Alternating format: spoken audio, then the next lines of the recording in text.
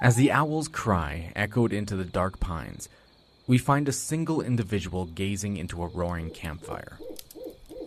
As the faint glow danced across his face, his eyes darted from the burning ash to the blackness just beyond the border of his small camp.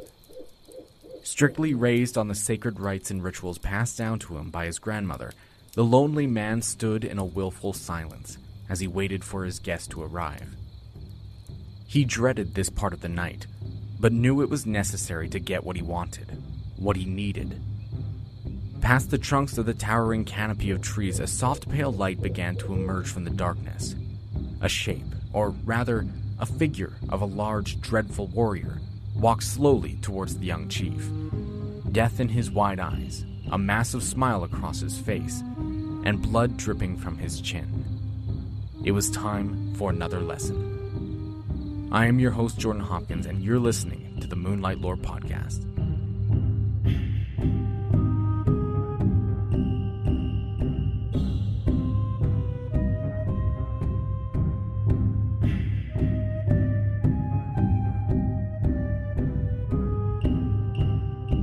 For those standing on the outside looking in, the rituals and practices done by every indigenous tribe in the Americas can come across as a little peculiar.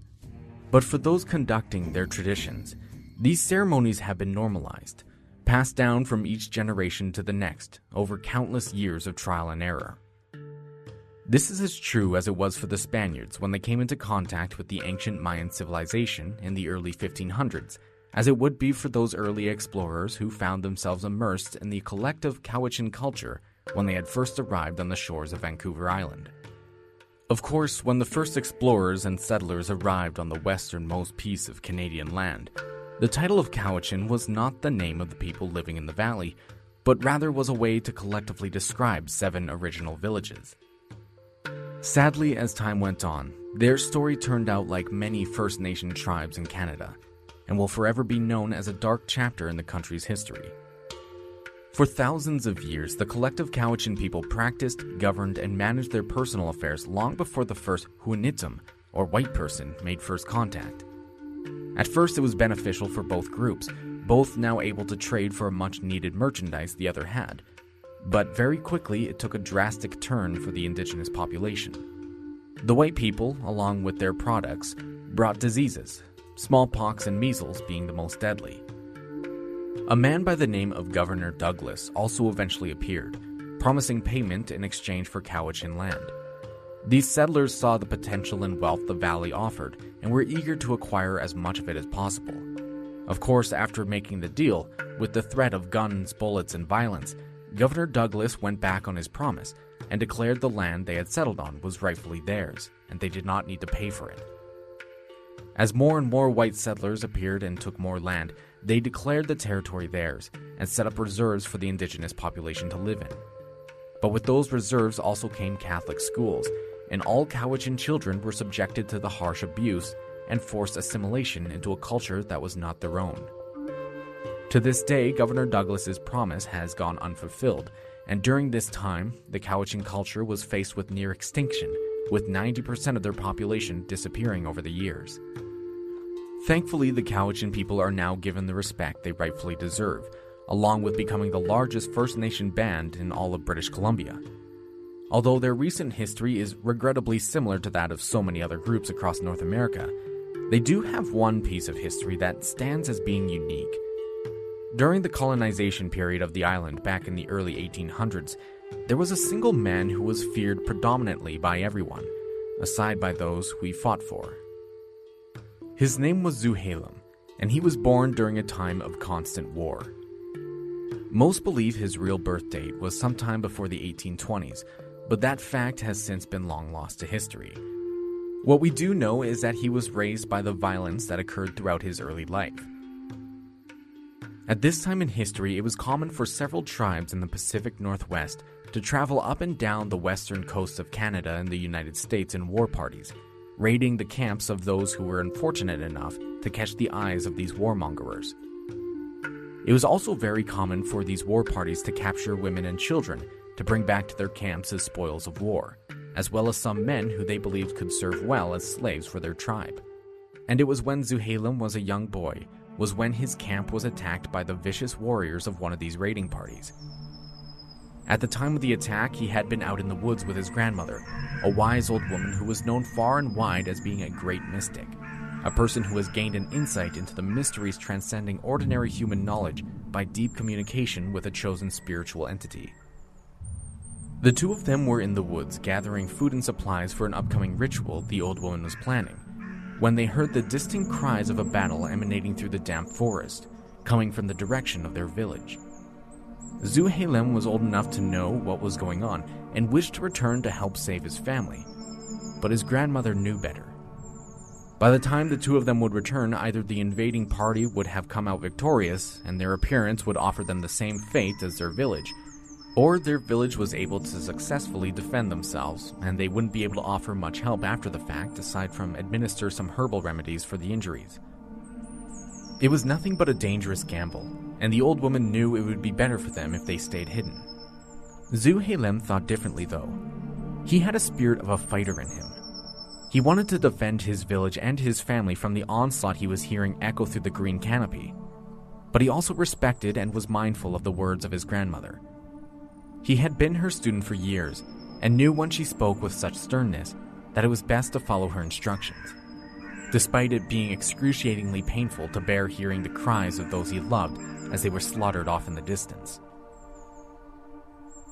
When the sounds of battle eventually did die down, the young boy and his grandmother waited for a day, making camp in the damp forest but careful not to create any unnecessary noise or light at night that could potentially attract unwanted visitors. When a full day had passed and the two deemed it was enough time to venture out from their hiding place in the woods, they made the trek back through the forest as dark clouds began to form overhead. The distant rolling of thunder over the mountains told them rain was on the approach, which would likely draw away the invaders back to their boats and flee the area. At least, that's what they had hoped. When pushing past the last of the towering bushes that separated them from their camp, Tzouhalem cautiously peered out of his cover and saw his worst fear. Burnt, smoldering tents dotted the clearing, pools of blood covered the ground, and the bodies of those he once knew were scattered amongst the chaos. Not a single soul was left alive. Almost forgetting the danger that could possibly still lurk in the area, the young boy bolted out of the bush, desperate to find any survivors of this massacre. His grandmother slowly appeared from the same foliage behind the boy, quiet and collective, but seething with rage. As Tzouhalem ran from body to body, hopelessly searching for any life that remained, his grandmother stood at the center of the small village, staring intently at the murder of crows now circling above them. For the two of them, this was a turning point in their lives. Both fueled by the rage they felt that day, created a new path they would delve down. The road to revenge is often filled with drastic steps and sacrifice. But for these two, it was now their only goal, and they would see the end by any means necessary.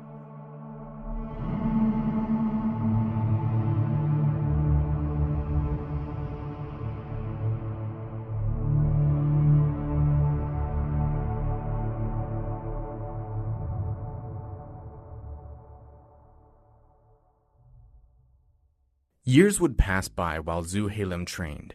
With his grandmother now raising him, she would put him under rigorous physical tests meant to mold his body into an incredibly strong warrior. But the old woman knew this would not be enough to defeat their enemies. With the power and practice she had gained throughout her life, she also trained Tzouhalem spiritually.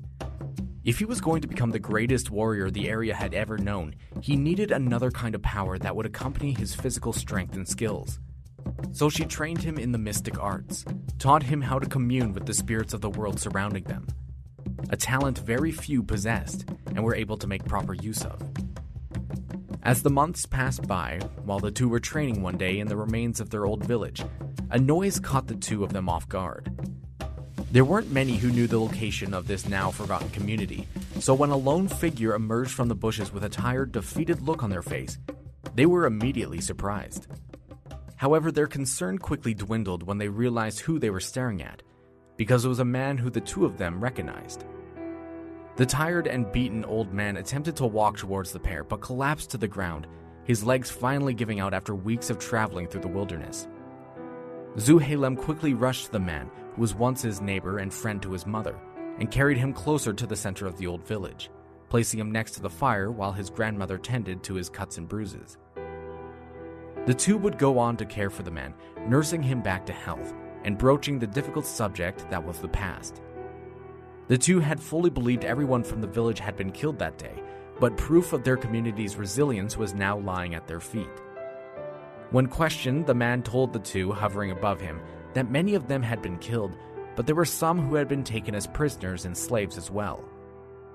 He was hesitant to speak, but told them he, along with Tzouhalem's mother and baby brother, were taken with a small group of others by the attackers, but they had all wished they were killed with the rest. According to him, Tzouhalem's brother had cried so loud and so often, those who had kidnapped them, simply tired of the noise, threw the baby into the ocean with the malicious intent of letting him drown. Tzouhalem's mother bellowed in protest and refused to stop crying as well, so she quickly followed the same grim fate. It was only by careful action and waiting was the man able to escape his captor's camp and return to his old village years later. Blind with the fury once more, Tzouhalem and his grandmother knew the time was fast approaching for their rightful revenge on those who destroyed their lives. So ensuring their messenger was now healthy and able to take care of himself, the pair left their old home and climbed the nearby mountain to find a sacred site very few knew about. It was said there was a small hole in the mountain only the elders knew. When the time came, those who were ready to find their path in life would be taken up the mountain to this hole, where they would reach their hand in and pull out whatever they felt. Some would grab goat hair, which told them they would become farmers. Others would grab elk hair, telling them they would become great hunters. But for Zulem, he pulled out a tuft of long black hair, symbolizing he would excel in killing and taking the heads of his enemies. It has always been believed those who sought these powers needed to find a specific connection to the spirit world, a guide or entity who would appear, then accompany that individual and lead them down the desired path. Oftentimes, if one suffered long enough or was fortunate enough to encounter one of these supernatural beings, that person would acquire incredible powers that would aid them throughout their lives. For some, the being that would appear would often be benevolent, the spirit of an animal or a spirit of a human who would act as their teacher. But for Zulem, his hunger for revenge was far more significant than any need for skills like fishing or basket weaving. He needed a spirit that would give him the power to crush his enemies, to become the greatest warrior the island had ever known. The only supernatural creature brave enough to respond to his bloodthirsty calls was a sinister one that every warrior in the region feared with great intensity. As it appeared, the cannibal spirit promised Zulem it would accompany him into battle, that it would teach him an ancient song and dance that would grant him an unnatural ability for taking life. But the power wasn't free. He would need to do something that went against all teachings of nearly every tribe. In order to gain this unstoppable power to end his enemies, he would need to feed the cannibal spirit and grant it control over his body. The most effective way, consuming the flesh of those he would soon kill.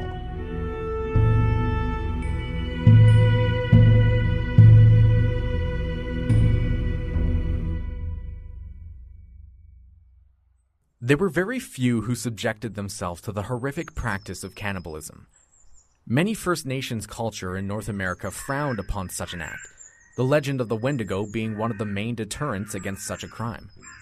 But according to some, the practice of cannibalism on Vancouver Island was far more popular than most like to admit. There were three main tribes on the island: the Coast Salish people, who make up the individual 7 Cowichan villages, and also the group Zulem was a part of. Then in the west were the Nuchanuth tribe and the Kwakawakawak tribe in the north, both of whom were reported to have practiced cannibalism by early explorers and told by elders. The Coast Salish people generally did not usually partake in this barbaric practice, aside from rogue individuals like Zulem, who used it as a means to meet his goals. And this is why, as his village would evidently regrow as more and more members returned over the few short years and others joined, did he find himself to be a bit of an outcast among his new community.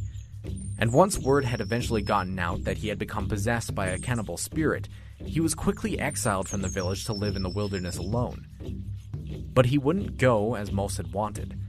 Seeing as he was one of the last few members of the original community before the raid dwindled their numbers, he had grown to become quite a powerful warrior and had acquired quite a bit of influence. Whether this is due in part thanks to the cannibal spirit that now dwelled inside him, I can't say, but what we do know is that when he was banished, he had a small group of people who decided to follow him, and with the small band now exiled from their home, they quickly made Tzouhalem their chief. With his guidance, the group established a fortified compound at the mouth of the Cowichan River, the very river that runs through the present-day city of Duncan. His influence grew throughout the region. He and his warriors became legends, hardened battle masters who fought fiercely and showed no mercy to those who opposed them. According to oral tradition, Tzouhalem continued the ritual of eating human flesh to appease the cannibal spirit within him, deep inside a cave somewhere in the very mountain he had first pulled out that tuft of black hair long ago. It was also reported that many of his followers joined him in his ceremonies, obtaining their own bloodthirsty spirits who craved the similar taste of human meat. But even among his new tribe, the mighty war chief had an essence of fear that struck in the hearts of those who considered themselves close to the man. Everyone knew he was a fearsome warrior, but he specifically wanted everyone to know that fact upon first sight. So making use of twigs and branches, he would fasten his long hair into a strange sculpture on his skull, giving him the appearance of having a crown of horns. But he also owned a venomous snake as well, and would often keep it slithering through his hair, which also presented him with another tool to help kill those who either disobeyed him or opposed him. For years he would go on to gain a formidable reputation as a man who was not to be crossed, and many groups across the island and the mainland knew it was better to keep him as an ally than an enemy. Which is why when in the 1840s, when the massive northern tribe, the Kwakwaka'waks, and their ally, the Comox, were on the move, did many of the southern tribes approach Tzouhalem, asking for assistance in the war effort, knowing he had a personal vendetta against the north. Seeing his opportunity to finally crush the group responsible for the cruel murder of his family and village, Tzouhalem willingly agreed to help defend the island, and he, along with many of his skilled warriors, joined the unprecedented alliance of island tribes consisting of the Coast Salish people, the Snananas, Snunai Munix, Stu'umanus, Quamachan, Saanich, Esquimalt, Songhees, and even a group of Musqueam and Squamish warriors from the mainland, all of whom had long grown tired of the constant raids and mass killings done unto them by the mighty northern armies. At long last, it was time for Tzouhalem to satisfy his seemingly endless craving for revenge. But he knew he, along with his allies, needed to be clever to outwit the hundreds of warriors descending from the north. While he had no doubt he and his warriors were far more superior in the art of war, the sheer number of enemy combatants would eventually overwhelm them. As a hardened war chief, Tzouhalem found himself as one of the lead roles in what would eventually become known as the largest Pacific Northwest battle ever fought. In the bay just north of his fortress, between where the small city of Duncan would stand today and the piece of land known as Salt Spring Island, he and his men paddled by canoe to meet their allies who were already gathering in the area, preparing to face off with the intruders. Upon first sight of the diverse army, Tzouhalem knew it would still be a difficult battle if they did not strategize accordingly. He gathered the other warband chiefs and together came up with a plan. It was crucial that they began the battle with the upper hand, so they came up with a ploy in order to trap their enemies.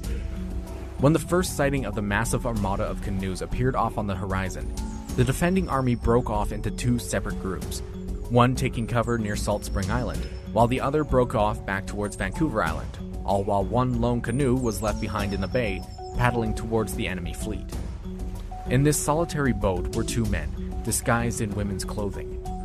They acted as though they were simply out fishing or traveling when the Northern Army spotted them, and believing these two women were easy prey and the first to be slaughtered on their campaign, the invading fleet took the bait and pursued the now fleeing canoe. Tzouhalem's fortress would play a key role in the war, acting as a bastion to hold off the invaders from the rest of the island. Because the southern part of the island was closer to important trade routes and trading posts, they had acquired a great deal of guns and ammunition, a technology very few in the north were able to obtain. So once the lonely canoe neared his fortress and the enemy were not far behind, Tzouhalem led his men into a chant, followed quickly by drums, and then eventually gunfire. Instantly, upon the first bullets leaving the barrel of their rifles, chaos ensued. as the lead balls ripped clean through the Kwakawakawak's wooden armor. Still on the water, their canoes did little to offer much from the hail of lead coming down on them, and Tzouhalem and his men watched in delight as body after body slumped down in each canoe, one after the other. But there were still far too many. Hundreds would eventually make it to land and would begin to assault the fortress. The battle had finally begun, and Tzouhalem and his men were ready to call upon their cannibal spirits to take control, to help slaughter their enemy once and for all.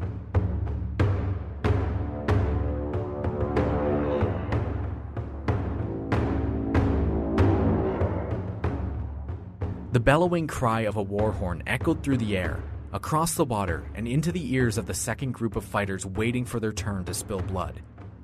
Slowly, but now gaining speed, the men who were hiding behind Salt Spring Island paddled their colorful canoes, answering the call to those across the bay. It wasn't long before their own fleet descended onto the attacking army, taking them by surprise and completely surrounding them. The northern warriors had zero time to prepare for this ambush at their flank, and soon, on both ends of the battle, with the Salt Spring Island canoes applying harsh pressure on the rear of the army, and Tzouhalem and his men leading the charge on land, they made short work of those less skilled warriors on both ends. The defenders had lost family and loved ones to the northern tribe raids for years, and their anger, their need for revenge, fueled their fighting spirits. The overwhelming smell of gunpowder filled the air, and the crack of the guns continued to reverberate out over the screams of those dying by the sharpened blades. Tzouhalem was a monster on the shore. With supernatural speed and strength, he hacked apart anyone who got in his way, as he and his cannibal spirit unleashed their full potential on their enemy. The northern warriors recoiled in fear and shock as they watched the frenzied man tear apart their front line, and watched in horror as the smoky outline of a bloody specter accompanied his every move. With deep, hungry eyes, he ripped through the invaders, now forcing the roles to reverse as his enemies began to flee one by one, attempting to save their own lives. But it was futile. The defenders had quickly turned the tables, became the attackers, and extinguished every life that represented the North. They were victorious over a near unstoppable force which cemented the fate of the Northern Alliance, with most, if not all of their warriors being completely wiped out, unable to conduct any further raids on the South ever again. As he watched his enemies flee into the thick forest, his allies giving chase, Tzouhalem realized the revenge that drove him for years had finally ended. But his cannibal's lust for blood was not so easily satisfied. There was now an empty void for power in the region. With his cannibal spirit leading him every step, Tzouhalem was now determined to fill that void and become the ultimate force on the island, with fear being his most effective tool to establish his new reign.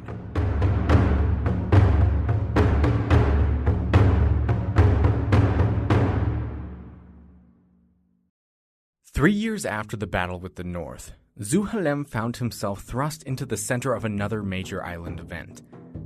When the Hudson Bay Company began establishing outposts across the region, Fort Victoria became a well-established hub of activity for both the white settlers and the indigenous peoples on the island. Most were happy to have access to what some considered to be luxury goods and quality-of-life items like ammunition, sugar, spices, and iron tools. But this time of peace and understanding would of course not last long, as more and more white settlers began taking advantage of the native population. It eventually came out that the colonials had been claiming ownership of land that had belonged to the Coast Salish people, who at this time had no concept of land ownership. Eventually tensions would rise when a band of Salish hunters hunted and killed several grazing animals on colonial-bought land, and searching for restitution from those who had killed the animals, officials from the trading post approached them, demanding payment for the poaching. The Coast Salish people did not recognize the colonials as being the rightful owners to the local land, as they had hunted and lived on that very land centuries before the whites had even shown up. So hearing there would be no agreement made, Fort Victoria closed its doors to the First Nations people, and demanded if payment was not sent, that they required the guilty hunters to be turned in to face repercussions. These threats against the locals weren't taken lightly. Inspired by the collective alliance that had formed several years before, the Coast Salish people called out to their allies across the land, and once more, Tzouhalem was called to the front, though he likely did not need much convincing. He wasn't fond of the white settlers coming in, taking up the land and establishing their own rules. And now, having risen in power over the years, Tzouhalem arrived at the battlefield with an incredible force of Quamachan warriors following closely behind him, ready to summon their spirits to do battle against this new threat. Upon his arrival, he immediately took control of the situation, becoming leader of the army and leading the first assaults on the fort. As the men and soldiers nervously watched from the ramparts of their wooden fortress, they saw hundreds of deadly warriors form a sea of bodies right outside their front gate. They were outnumbered 100 to 1, and regret slowly crept into their minds. Regret not for the threats that they had carelessly spewed out to the locals, but rather regret for having been a major supplier to these people, effectively equipping their army with rifles and ammunition over the years. The only edge the men at the fort had against the horde was a few cannons, but even then those took time to position and load after each shot. The commander of the fort knew they couldn't win. So that's why when Tzouhalem gave the order for his army to attack, the commander ordered his men to hold their fire and to take cover from the coming onslaught that was just beyond their gates. Instead, the man wanted to send a message. As the bullets from the attackers rained over their heads, the men at the fort fired a single buckshot from one of their mighty cannons, which effectively paused the attack long enough to establish contact. The men at the fort wanted to negotiate, to spare any unnecessary bloodshed. The Council of War Chiefs were willing to converse, aside from Tzouhalem, who had previously conducted his battle ritual of consuming the flesh of man. He wanted blood. He wanted to unleash his murderous spirit, but he was still smart. He knew not to go against the wishes of his allies, so he agreed to meet with the commander. As it turns out, a deal was eventually made. Those responsible for the killing of the animals on the colonial land only had to make a payment in the form of furs, a commodity they had plenty to spare. In exchange, war would not break out between the white settlers and the indigenous people of the island. If those at the fort were killed and the outpost burned, a far larger, better-equipped army would come to take its place and ensure any uprisings would be dealt with a swift death. The Council of Elders and War Chiefs agreed. They could not wage a war with the might of the colonials, and since only a few furs were needed to ensure peace, they reluctantly agreed to the terms.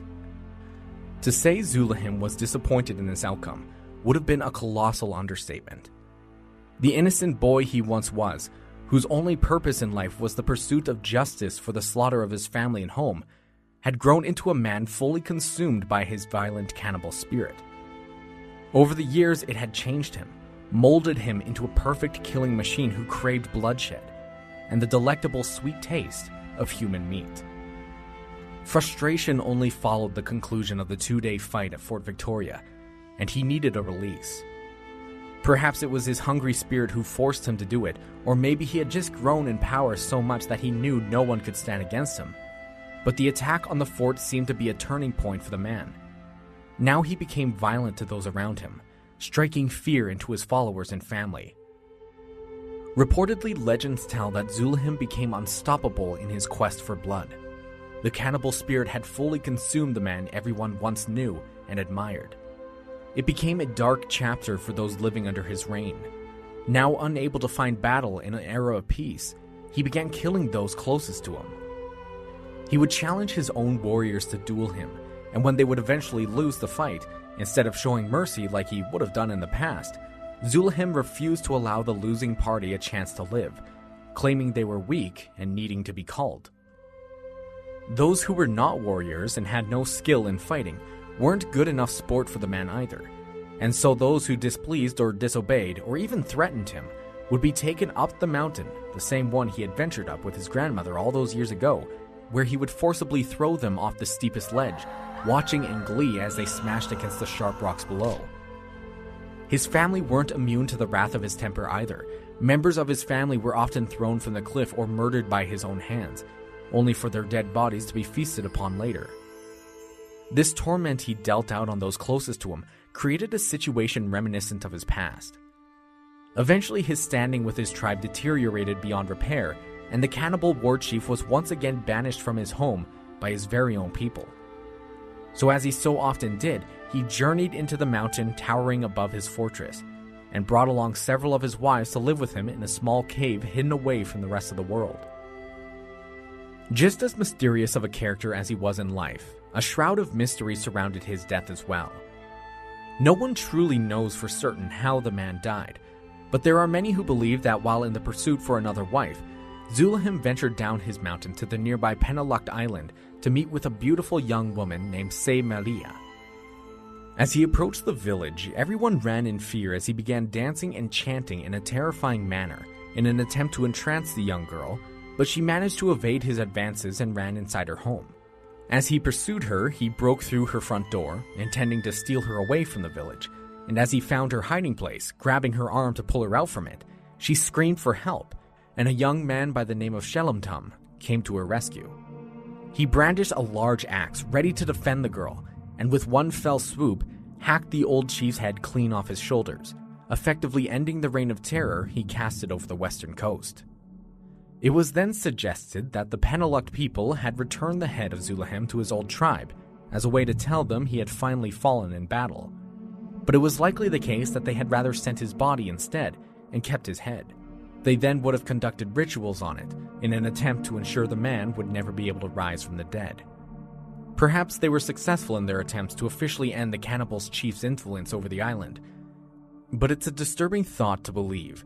Like the cannibal spirit he had once summoned before as a young man, Tzouhalem might have been brought back as a spirit himself, answering the beckoning call of another young warrior just desperate enough to make a deal with him, in order to help vanquish his foes.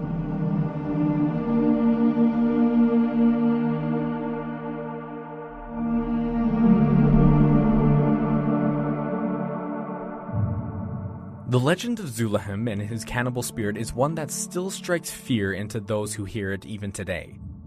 His influence never really did leave the island, and those who continue to believe in the old practices done by their ancestors are wary of the fact that he may return to an eager young man willing to risk everything. The mountain where Tzouhalem had ventured up for the black tuft of hair, where he built his fortress at the base of, and where he would live in his final days, still holds a looming presence on many current residents of Vancouver Island. Because the small city of Duncan, where Tzouhalem's great battle with the North took place, rests in the shadow of it. Mount Tzouhalem stands tall, towering over the modern community, named after the fearsome warrior who established his bloody footprint in history. Although he likely had very limited contact with very many colonists, his reputation likely caused many of those early settlers to first refer to the mountain by his name, likely in a cautionary way to avoid the mountain at all costs, lest they encounter the bloodthirsty chief. But even long after his death, most still find the mountain to be an unnerving sight.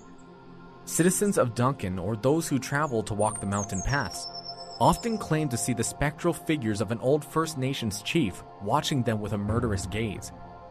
Those who find themselves on top of the mountain during the late twilight hours are said to also hear the unmistakable drumming of a rhythmic war party emanating from one of the many caves dotting the cliffs, instilling a sense of impending doom to those who listen to the song. It's impressive, really. The man who casted a blanket of fear over the island became a legend due to his absolute cruelty and bloodlust, and is still casting that fear long after his death. I would like to thank my main source of information for this episode, The Haunting of Vancouver Island by Shannon Sin. His book is chock full of interesting stories like this one, so if you're interested, be sure to check it out. And I also want to thank you guys for listening. I really do hope you enjoyed this retelling of this incredible legend. If you enjoyed the show, please consider leaving a 5-star review on whatever platform you might be listening on at the moment. It really only takes a second or two, and it goes a long way in supporting the show. By sharing the show on social media like Facebook or Twitter, it also does wonders for attracting new listeners. Then, if you feel so inclined, I also have a Patreon set up for the show. By going to patreon.com and searching for Moonlight Lore, you can help the show by donating either $5, $10, or $25 a month that goes towards assisting in the cost of running everything.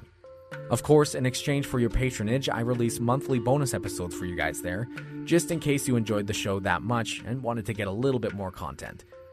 As of this moment of this episode becoming available, I believe voting for the Paranormal Team 2022 Podcast Awards just closed, and I'm not quite sure when I will receive notice if Moonlight Lore has won or not, but I'll be sure to update you all either in the next episode or on an Instagram post. I also want to give a sincere thank you to all of you who voted for Moonlight Lore over the past 2 weeks. Even if the show doesn't win, I'm incredibly grateful for all the support I've been seeing lately. So thank you so much to all of you. You are what makes doing this podcast worth it. As for any more recent news, I'm attempting to write as many episodes as possible for the next month, because I'll be going on vacation in October. So I'm going to try my best to make sure you guys get some content for that month, but I just wanted to give you all a heads up just in case one episode doesn't show up at some point in the near future. I think I want to try and do another series before I leave, but honestly that's all up in the air at this point. I'm not really sure what's going to happen. But other than that, I don't believe there's anything else for me to really say, so until next episode, take care of yourselves out there, and I'll see you later.